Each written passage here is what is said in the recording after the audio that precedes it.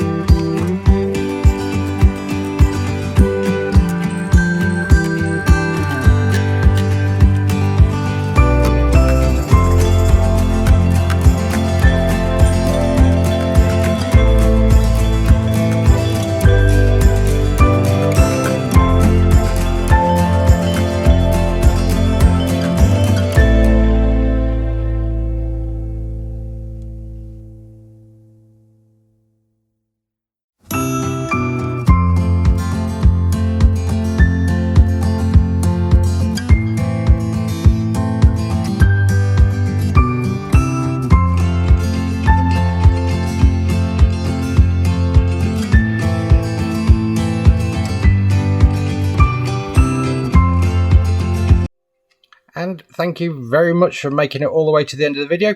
Thank you for watching. Please like, comment and subscribe, and I shall see you in the next episode.